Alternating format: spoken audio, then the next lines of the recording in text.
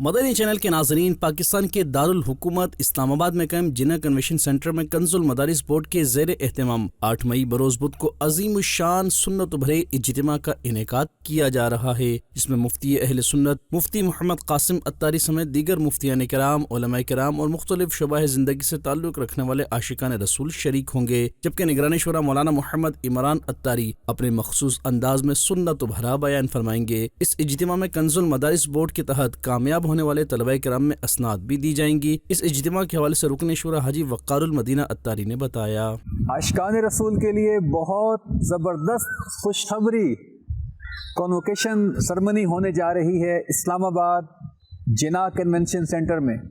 انشاءاللہ الکریم 8 مئی بروز بدھ رات تقریباً 9 بجے عظیم الشان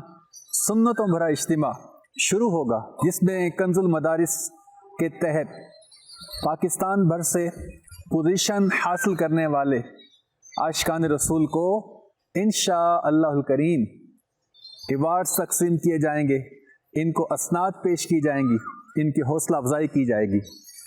اس عظیم الشان سنتوں بھرے اجتماع میں محمد عمران عطاری مدثر اللہ علی تشریف لے کر آ رہے ہیں، اور سبحان اللہ اس کے ساتھ ساتھ مفتی اہل سنت مفتی محمد قاسم صاحب مدثر اللہ علی بھی تشریف لے کر آ رہے ہیں۔ آپ بھی اس میں تشریف لائیے